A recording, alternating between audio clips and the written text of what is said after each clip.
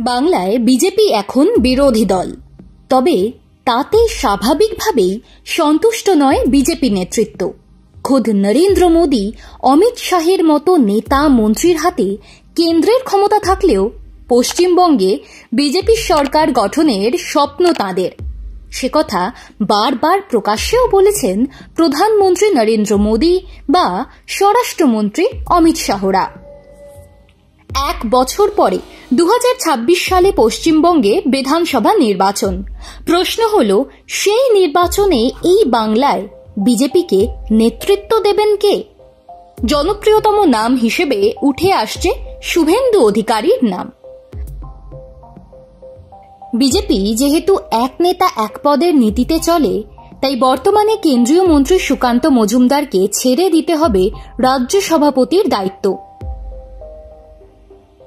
সেই দায়িত্ব নেওয়ায় শুভেন্দুই এগিয়ে। অবশ্য শুভেন্দুর পথ দারুণ সুগম এমন বলা যাবে না, তার বেশ কয়েকটি কারণ রয়েছে।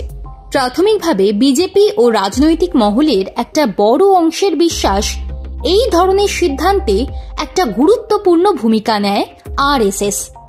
শুভেন্দু আরএসএস এর খুব পছন্দের প্রার্থী কিনা তা নিয়ে রীতিমতো ধোঁয়াশা রয়েছে।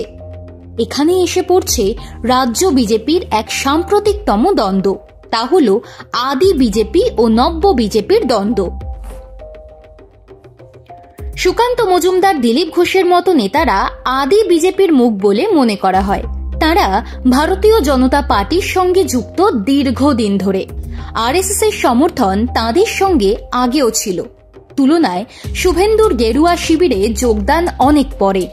তৃণমূল কংগ্রেস ছেড়ে তিনি যোগ দেন বিজেপিতে।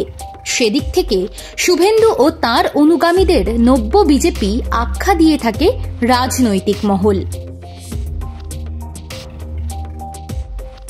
এই অবস্থায় শুভেন্দুকে নতুন রাজ্য সভাপতি করার ব্যাপারে আরএসএস এর কতটা সমর্থন থাকবে তা নিয়ে একটা সংশয় থেকেই যাচ্ছে।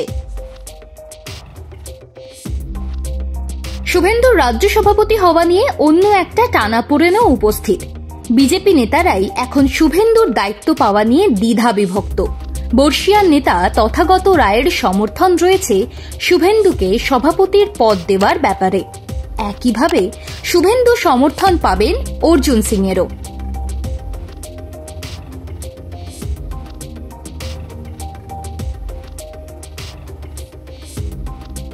কিন্তু বিদায়ী সভাপতি সুকান্ত মজুমদারের সমর্থন কি পাবেন শুভেন্দু?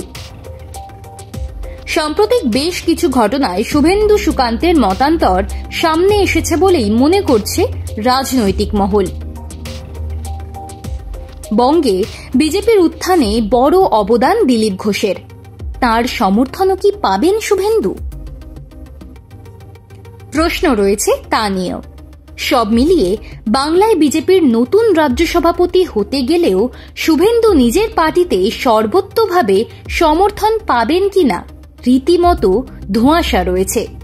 অনেকের ধারণা, শুভেন্দু সর্বসম্মতিক্রমে রাজ্য সভাপতি হিসেবে গ্রহণযোগ্য না হলেও অন্য কেউ এই পদে বসতে পারেন। এখানে নাম উঠে আসছে অগ্নিমিত্রা পালের। তবে বিজেপির অন্দরেই শোনা যাচ্ছে, এখন রাজ্য সভাপতি পদ পাওয়ার জন্য অগ্নিমিত্রার আশা খুবই ক্ষীণ।